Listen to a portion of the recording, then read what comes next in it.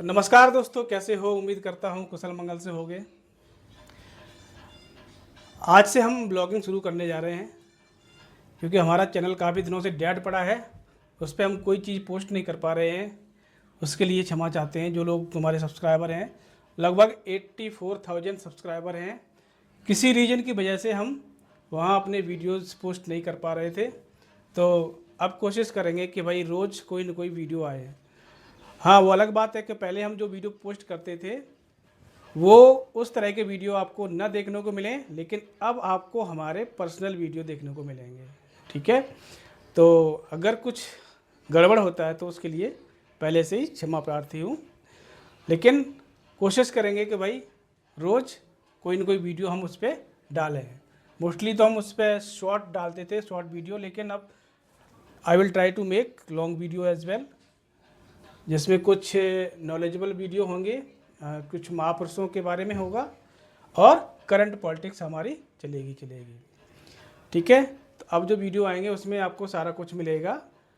हमारा जो एक्सपीरियंस रहा, हम क्या करते हैं, क्या काम करते हैं,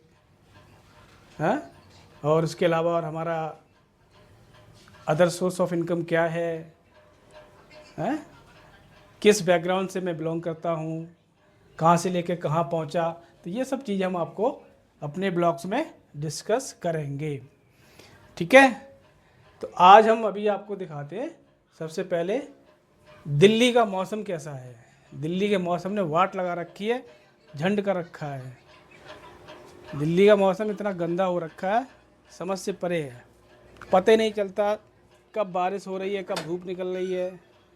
और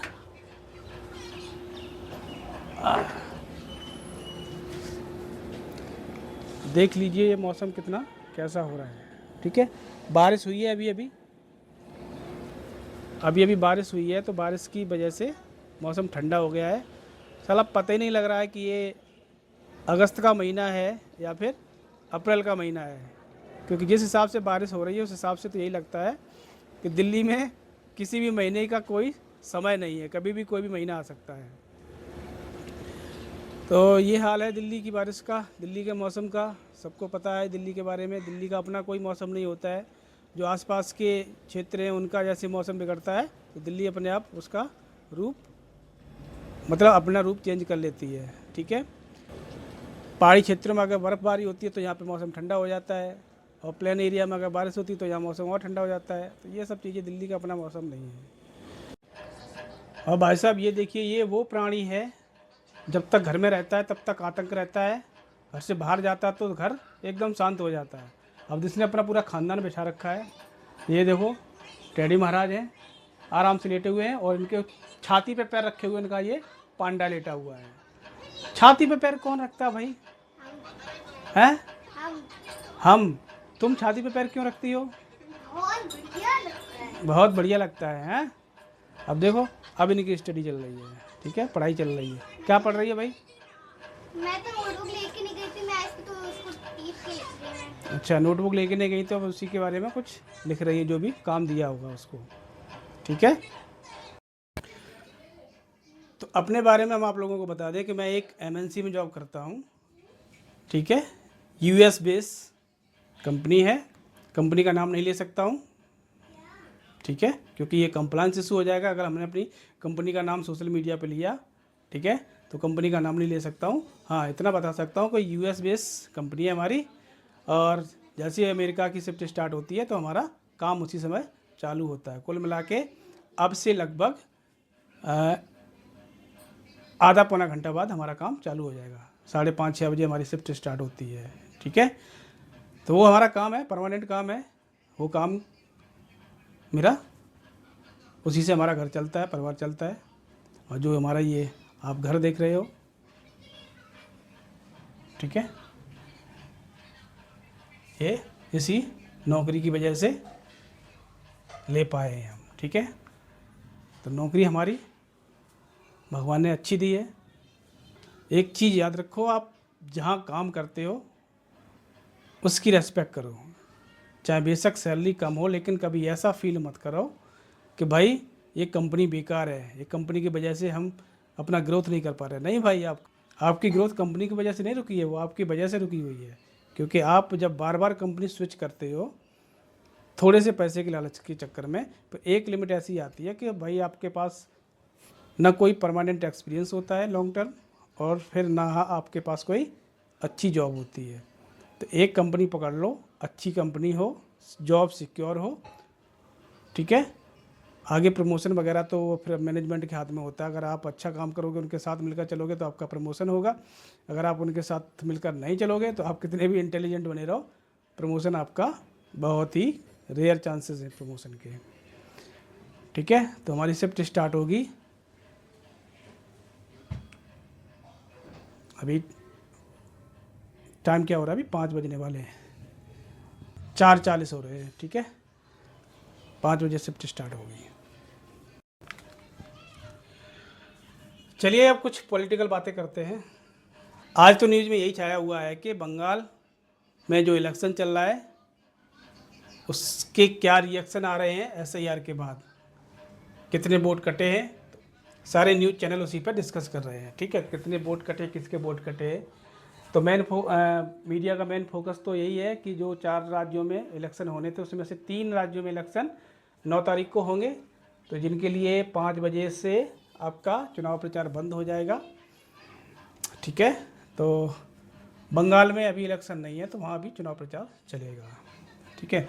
और एक सबसे बड़ी खबर ये है कि हम ये सबको ही पता है कि कांग्रेस वालों के ना दिमाग में एक पता नहीं क्या इनको भांग पिला के रखी है या चरस सुंघा के रखा है, खिला के रखा है, नशे में ही रहते हैं हमेशा।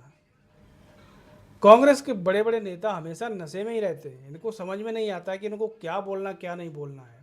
और सबसे बड़ी बात ये है कि ये जो ऊट पटांग बोल देते हैं और इनके जो आका है, जो टॉप लीडरशिप है, वो उसको सपोर्ट करती है, उल्टा बोलती है हाँ बहुत अच्छा किया, उनके डिफेंड में आ जाते हैं। मेरी तो समझ में नहीं आती यार कि कैसे यार पार्टी का बेड़ा गर्क कर रखा है कांग्रेसियों ने, है।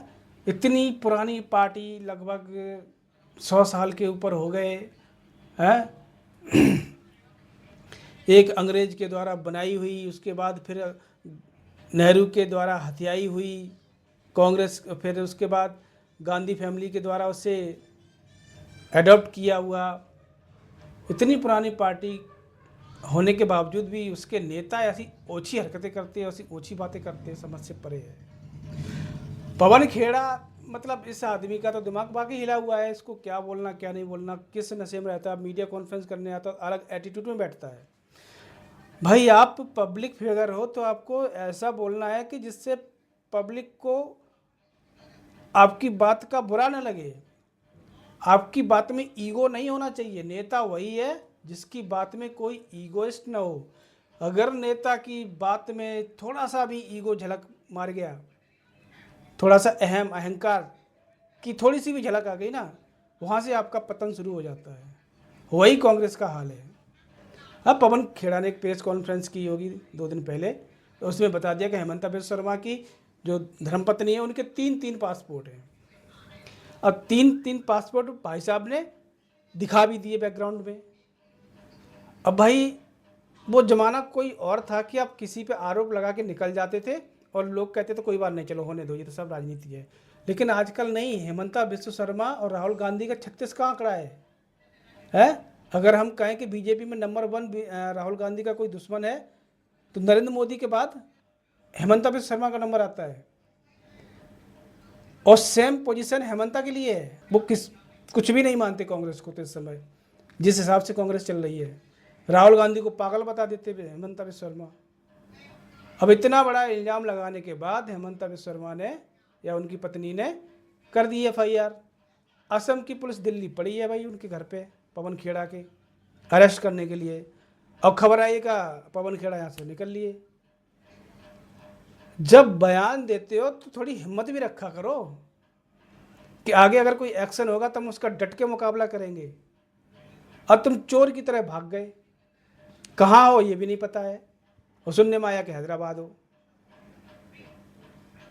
अब हैदराबाद में इंडिया गठबंधन की सरकार है तो वहाँ पुलिस वो कार्रवाई नहीं कर सकती है। तो ये ऊल जलूल जो बोलते हैं कांग्रेस वाले, ये अपने पैर में खुद कुल्हाड़ी मार रहे हैं, या कहें कुल्हाड़ी पे खुद पैर रख रहे हैं। सोनिया गांधी इतनी बड़ी टॉप लीडर हैं, इन्होंने इतना पॉलिटिकल करियर इनका इतना लंबा रहा, उन्हें तो कम से कम अपने सुपुत्र को समझाना चाहिए कि बेटा ये क्या कर रहे हो, है तुम जो कर रहे हो वो किसी हद तक ठीक नहीं है। ये सब चीज़ें आज के समय में नहीं चलती। झूठ फरेब एक समय था जब सोशल मीडिया नहीं था, कि जो जिसका मन करे वो बोल के निकल जाए, किसी पर कोई फ़र्क नहीं पड़ता था। आजकल तो तुम कुछ भी बोलोगे ना, उसका तुरंत फैक्ट चेक हो जाता है, और फैक्ट चेक होने के बाद फिर तुम कहाँ मुँह छुपाओगे, क्या बताओगे। तो वो काम मत करो कि जिसकी वजह से आपका फैक्ट चेक हो जाए और आपको बाद में फिर आपको परेशानी का सामना करना पड़े।